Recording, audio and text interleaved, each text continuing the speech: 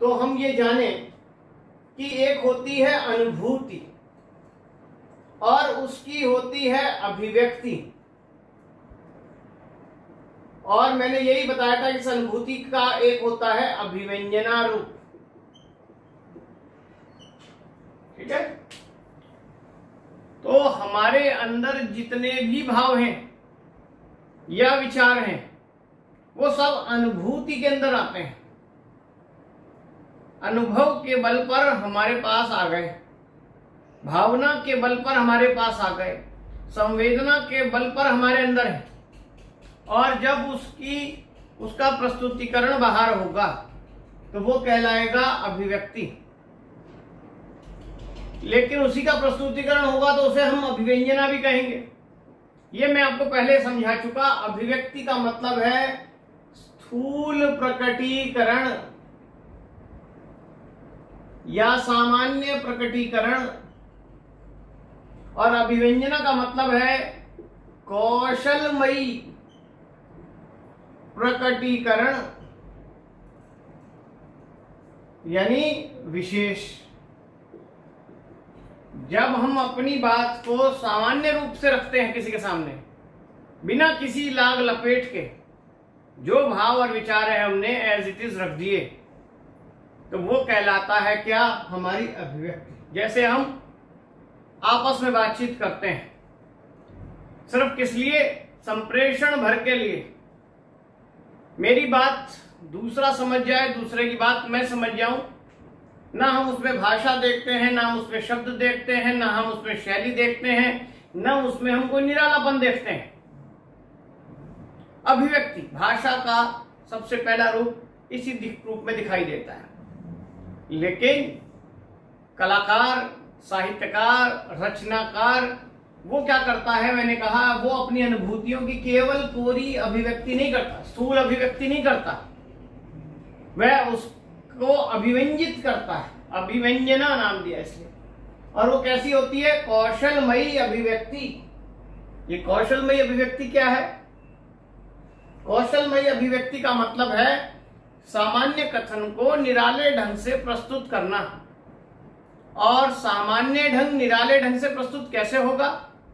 जब उसमें भाषा विशेष पर ध्यान दिया जाए, जब उसमें शैली विशेष पर ध्यान दिया जाए, जब उसमें शब्द विशेष पर ध्यान दिया जाए, जब उसमें अलंकारों पर ध्यान दिया जा रहा हो। ये जो सब चीजें हैं, ये सब चीजें काम करती हैं जो उसके कौशल को बनाती हैं। ठीक है, तो कौशलमयी अभिव्यक्ति जो है वो क्या कहलाती है? अभिव्यंजना कहलाती है आपकी। अब आती है बात उससे आगे की कि ये जो हम अभिव्यक्ति करते हैं या अभिव्यंजना करते हैं, तो आप पहले बीएड में पढ़कर आ चुके कौशल। ये कौशल दो प्रकार के कौशल हैं। एक कौशल है जो ग्राह्यात्मक है और एक अभिव्यक्तात्मक है। ग्राह्य कौशल, चार कौशल आपने पढ़े। ग्राह्य कौशल का मतलब है जिसके माध्यम से आप चीजें ग्रहण करते हैं। कैसे ग्रहण करते हैं? सुनकर या फिर पढ़कर। इसलिए इन दो कौशलों को नाम दिया गया श्रवण कौशल, और इसको का नाम दिया गया पठन या वाचन कौशल। ठीक है, लेकिन जब हम अभिव्यक्ति करते हैं तो अभिव्यक्ति के लिए दो कौशल हैं हमारे पास। एक हम लिखकर अपनी बात को व्यक्त करते हैं, या फिर हम बोलकर अपनी बात को व्यक्त करते हैं। जब हम लिखकर अपनी बात को व्यक्त करते हैं तो वो लेखन कौशल कहलाता है, और जब हम बोलकर अपनी बात को व्यक्त करते हैं उसे हम भाषण कौशल कहते हैं। सीटेट जैसे क्वेश्चन पेपर में आपसे ये पूछ लेता है इन कौशलों का क्रम बताइए, कौन से मुख्य कौशल हैं, कौन से गौण कौशल हैं, वो शिक्षण में आप पढ़ चुके। हमारा विषय शिक्षण पढ़ाना नहीं है, हमारा विषय है अभिव्यक्ति और फिर उसके माध्यमों की चर्चा करना। तो सबसे पहले तो अभिव्यक्ति को समझना है, और मैंने कहा अभिव्यक्ति का एक नाम अभिव्यंजना भी है, लेकिन दोनों में अंतर क्या है, एक में सामान्य रूप है और एक में कौशल है। कौशल किससे आता है, कला से। अभिव्यंजना कैसी होती है, हम काव्य शास्त्र में पढ़ चुके, कला से संबंधी होती है, वही रूप लेगी किसी प्रकार का। इसीलिए आपका बोलना और किसी आरजे का बोलना में बड़ा अंतर दिखाई देता है। क्यों दिखाई देता है, क्योंकि दोनों का बोलना, आरजे को आप सुनना चाहते हैं, उसकी बातें अच्छी लगती हैं, क्योंकि उसका बोलना अभिव्यंजना रूप है, कलात्मक रूप है। ठीक है, इसलिए भाषण कला की प्रैक्टिस भी कराई जाती है आपको। ये जो अभिव्यक्त्यात्मक कौशल है, इनकी प्रैक्टिस होती है। लेखन कैसे करें, कहानी लिखें कैसे, कविता कैसे लिखें, ये सीखी सिखाई जाती है। ऐसे ही भाषण बोले कैसे, ये भी बहुत जरूरी है। बहुत से बच्चे जब इंटरव्यू देने जाते हैं, समस्या यही आती है, नॉलेज उनके पास बहुत है, नंबर अच्छे आए हुए हैं, इंटरव्यू में मुंह से एक शब्द नहीं निकलता, आंखें नीची करके बैठ जाएंगे, इधर उधर देखेंगे, घबराएंगे, बोलते समय शब्द टूट टूट कर बाहर आ रहे हैं, वाक्य संरचना जो बननी चाहिए वैसी ना बनाकर बिखर जाती है। फिर कोई उन्हें टोक देता है तो बार बार में सॉरी सर, हाँ यही कहना चाहता था, ये कहना चाहती थी, लेकिन कहा तो नहीं, क्योंकि वो कला नहीं थी। इसलिए इंटरव्यू की तैयारी कराते हैं बहुत सारे जगह पे, हमारे पास भी होता है ये रूप। तो जब तक आप बोलना नहीं सीखेंगे तब तक आपके अंदर कौशल का गुण नहीं है। ठीक है, ये सारी बातें ध्यान रखना है। तो हमने ये जो दो कौशल की बात करनी है, इन दो कौशल की बात नहीं करनी, हमारा अभिव्यक्ति और माध्यम टॉपिक है, इसलिए इस दो कौशल से भी हमारा कोई लेना देना नहीं, इन दोनों से हमारा लेना देना है, तो इन दोनों की बात करेंगे। तो पहले तो ये चीज समझ आई, एक तो अभिव्यक्ति और अभिव्यंजना दोनों शब्द अलग अलग हैं, और फिर कौशलों के अंदर जो कौशल आप समझते हैं, अभिव्यक्ति के कौशल से क्या अभिप्राय है। अब आइए बोलना, ये भाषण कौशल जिसकी बात हम करते हैं, इसके बारे में आप सब पढ़कर आए, तो जरा बताएं कि ये जो भाषण कौशल है इसमें बोलना होता है, तो बोलना केवल भाषण नहीं, प्रभावी बोलना ये कहें, और अर्थपूर्ण बोलना।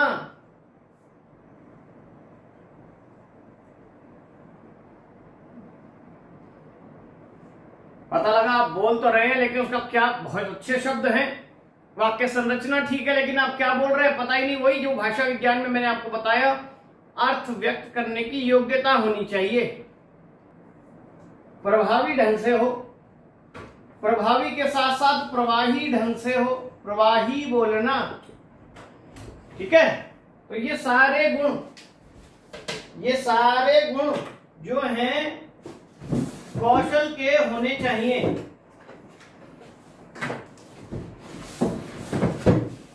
ठीक है, तो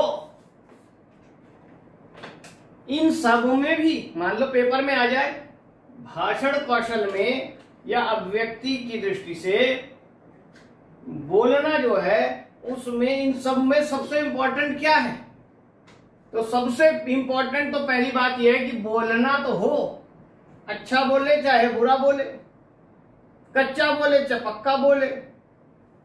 उसके बाद प्रभावी नहीं, फिर है अर्थपूर्ण ढंग से बोले, ये दूसरा नंबर है, ये पहला नंबर और ये दूसरा नंबर। जो कुछ बोल रहा है वह उसका मीनिंग तो आए। मीनिंगलेस बोलना का क्या अभिप्राय है पता नहीं, ठीक है, तो उसका पता नहीं होगा। तो सबसे पहले बोल ले, और जो कुछ बोले वो मीनिंग वाला हो, ये दूसरी बात। फिर आता है प्रभावी बोलना कि प्रवाही बोलना। तो फिर आएगा प्रभावी बोलना कि जो कुछ बोल रहे हैं उसका इम्पैक्ट पड़े सामने वाले पर। जब तक सामने वाले पे इम्पैक्ट नहीं पड़ेगा तब तक आपकी बात सुनने के लिए कोई कान आपको नहीं देगा। तो आप कैसा बोले? प्रभावी बोले। इसलिए कई जगह आप देखेंगे कुछ टीचर बहुत नॉलेजेबल है, लेकिन अपने ज्ञान की डिलीवरी, अभिव्यक्ति जब करने बैठते हैं तो उनके पास वो कला नहीं होती है। तो क्या होता उससे जो है फिर बच्चा बैठा सोचता है क्यों बोर कर रहा है ये टीचर, क्यों पका रहा है, कब खत्म होगी इसकी क्लास। नॉलेज तो बहुत है, बता जो रहा है अच्छा बता रहा है, लेकिन समस्या ये है कि वो कला नहीं है उसके पास, प्रभाव नहीं है कि उसका प्रभाव बच्चों पर पड़ रहा है, सुने। और दूसरी तरफ चाहे नॉलेज कम है उसके पास, लेकिन बता समझा अच्छे से रहा है प्रभावी ढंग से, तो वो उसकी सुनने के लिए लोग तैयार होते हैं। जैसे आप भी कहीं इंस्टीट्यूट वगैरह में पढ़ने जाते थे तो एक डेमो क्लास लेते थे, वो डेमो क्लास में एक क्लास में उस टीचर की नॉलेज चेक नहीं करते थे, आप उससे ज्यादा चेक करते थे कि उसका पढ़ाया मुझे समझ आ रहा है या नहीं आ रहा है, ये पढ़ाता कैसे, पढ़ाती कैसे, ये देखते थे। स्कूलों में भी आप जब जाएंगे, जो पब्लिक स्कूल में अप्लाई करते हैं वहां डेमो कराते हैं। क्यों कराते हैं डेमो? नॉलेज तो आपकी 2-4 क्वेश्चन में इंटरव्यू में हो गई, फेस टू फेस जानकारी। पढ़ा के इसलिए देख पा रहे हैं कि आपको पढ़ाने की कला आती है कि नहीं आती है, बच्चे आपको सुनना पसंद करते हैं कि नहीं करते हैं। प्रभावी प्रभाव बना रहना चाहिए। जब ये सब हो जाए और तब जाके प्रभा की स्थिति आएगी चौथी। प्रभा मतलब तेजी, गति। भाषण में गति बाद में आएगी। ये सब में ये गति जो है ये सबसे आखिरी में है, ये ध्यान रखना। जब तक आप बोलेंगे अर्थ के साथ बोलेंगे और प्रभावी ढंग से बोलेंगे तो आपकी गति धीमी रहेगी। जैसे मैं आपको पढ़ा रहा हूं तो मेरे पढ़ाते समय मेरे बोलने की गति वैसी नहीं है जैसी मैं सामान्य बातचीत में करता हूं। अगर मैं बोलचाल की गति से बात करूं जैसे मैं सामान्य किसी से बात करता हूं तो शायद आपके मेरी बात समझ ना आए। अगर थोड़ी बहुत समझ भी आ जाए तो प्रभाव ना बने। इसलिए आपको बहुत गैप दे देकर, रुक रुक कर, विराम के साथ एक निश्चित गति से बोलना होता है। जैसे भाषण देते हैं नेता, तो नेताओं का भाषण सुना हो तो वो बहुत सेंटेंस को रुक रुक के धीरे धीरे हर शब्द पर ध्यान देकर बोलते हैं। जल्दी बोलेंगे तो क्या बोला नेता ने पता भी नहीं लगेगा। क्लियर हुई यहां तक सारी बात? ये सब प्रैक्टिकली आपने देखा है, ये देख ले। पहले बोलना आना चाहिए भाषण में, पहली कला। फिर दूसरी कला की वो अर्थ के साथ बोला गया हो। तीसरी बात उसका प्रभाव हो बोलने का। और चौथी बात जो कुछ बोला गया उसमें धीरे धीरे उसमें क्या आ जाए, फिर प्रवाह आ जाए। प्रवाह फ्लुएंटली बोले, जल्दी जल्दी भी बोले तो कोई उसके प्रभाव पर कोई फर्क न पड़े। ठीक है, तो ये बात हो गई। अब आती है नेक्स्ट, लेखन कौशल। जब लिखने की बात आती है तो पहले तो लिखना आ जाए और लिखने के साथ साथ प्रभावी लिखना आ जाए, प्रवाही लेखन आ जाए।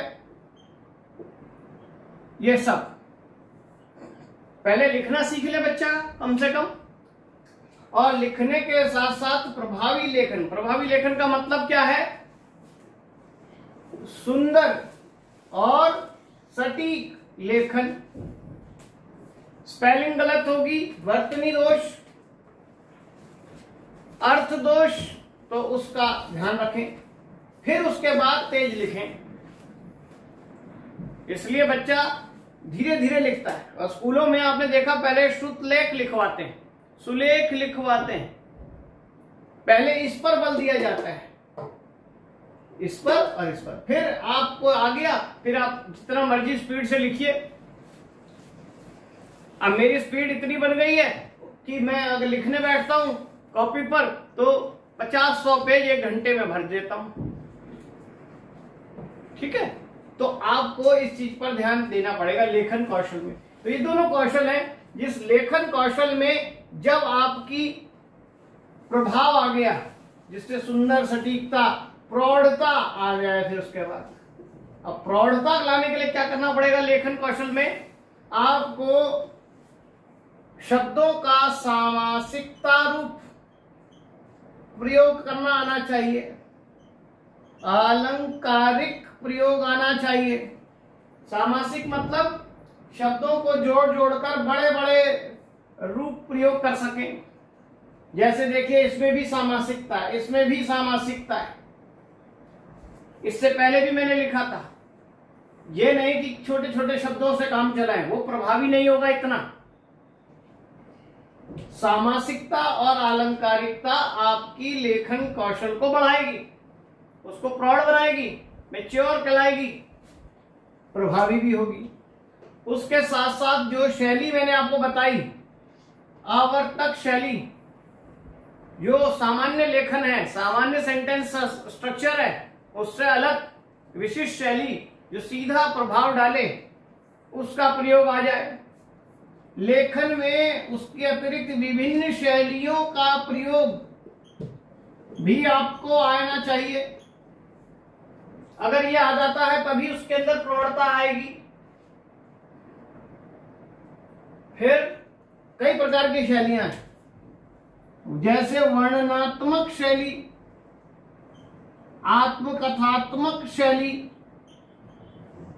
विश्लेषणात्मक शैली, तुलनात्मक शैली, ढेरों है।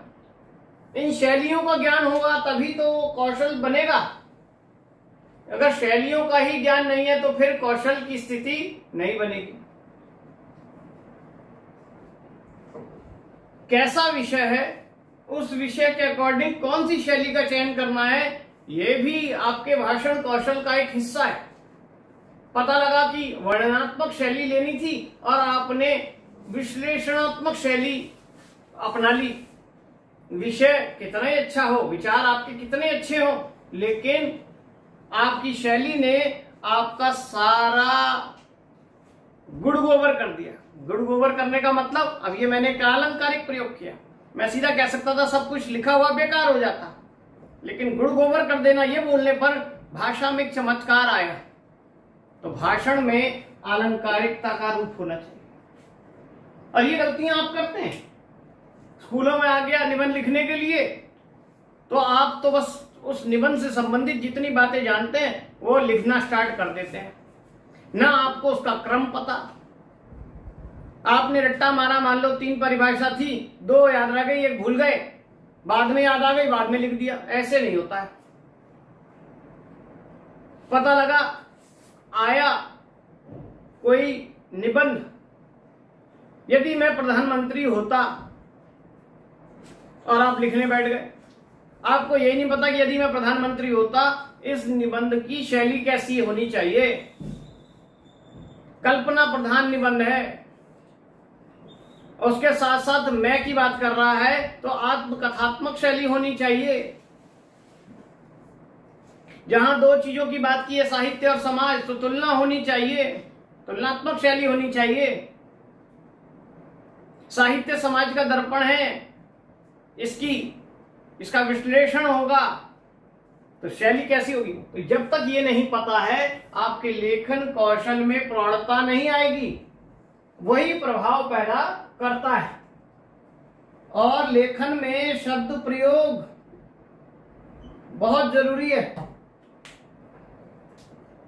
हम सब बोलते हैं और जो उस समय शब्द आया उसका प्रयोग कर लेते हैं, लेकिन प्रभावी बोलना तब होगा, आपके बोलने में कौशल तब आएगा लिखने में कौशल तब आएगा जब आप शब्द प्रयोग सही करें। जहां जो शब्द प्रयोग करना चाहिए वही शब्द प्रयोग करें। कई बार आप शब्द प्रयोग सही करते हैं लेकिन फिर भी उस जगह पर वो शब्द सही नहीं होता है। कई बार मैं चला गया कहीं पढ़ाने के लिए और उस क्लास में मैंने किसी से पूछा, बच्चे तुम बताओ इसका उत्तर क्या होगा। तो उस बच्चे ने खड़े होकर बोला, सर हम बच्चे नहीं हैं, हम स्टूडेंट हैं। तो उसने शब्द पर ध्यान दिया और कहा कि हम आपके लिए स्टूडेंट हैं, आपने मुझे बच्चा क्यों कहा? I am not a kid. लेकिन मैंने जिस संदर्भ से बोला उस संदर्भ को स्पष्ट किया कि मैंने ये शब्द यहां पर क्यों लिया। तो क्या मेरा शब्द उचित था या उसने जो तर्क दिया उसका उचित था? उसको समझाया, कैसे समझाना चाहिए था। तो कहां पर किस शब्द का प्रयोग करें। कई बार हम एक भाषा का प्रयोग कर रहे हैं, उसमें और भाषाओं के शब्द ना आने दें। क्या ये शब्द प्रयोग की बात कर रहे हैं, हिंदी का प्रयोग कर रहे हैं तो उर्दू और अंग्रेजी के शब्द ना आने दें, ऐसा शब्द प्रयोग का मतलब नहीं है। भाषा तो प्रवाह में चलती है, जो भी शब्द आ रहा है आने जाता है। लेकिन मैं भी बीच में अंग्रेजी के शब्द बोल रहा हूं, उर्दू के शब्द बोल रहा हूं, प्रवाह बन रहा हुआ है, प्रभाव भी बना हुआ है, अर्थ में बाधकता नहीं है। कोई उर्दू का ऐसा शब्द नहीं बोल रहा जो आपके समझ नहीं आ रही, अंग्रेजी का कोई ऐसा शब्द नहीं बोल रहा जो आपके समझ नहीं आ रही है। इसलिए उन शब्दों का प्रयोग करें जो आपके विषय से जुड़ा हुआ हो, जो उसको उसमें प्रभाव लाए, ठीक है, और आपके लिए प्रवाह का भी काम करे। ऐसा ना हो कि आपने शब्द तो चुन लिया बहुत भारी सा, क्लिष्ट सा, और आपसे बोला ही नहीं जा रहा है। अरे हटाओ उसे, सामान्य शब्द ले लो। सामासिक नहीं बोला जा रहा, छोड़ दो, हल्का बोलो। भाषा का ये गुण है। तो शब्द प्रयोग पर आपको ध्यान देना चाहिए, क्योंकि हम ये सब जानते हैं, भाव हो या विचार, सभी के सभी संप्रेषित होते हैं। और इस संप्रेषण में अगर बाधा आ जाए तो फिर क्या होगा? फिर होगी दिक्कत। क्लियर हो गई यहां तक सारी बातें? ये अभी हमने अभिव्यक्ति के लिए जिन कौशलों को आप पढ़कर आए उसकी बात की है। अब हम इसमें आगे चल रहे हैं संप्रेषण की बात को लेकर ही।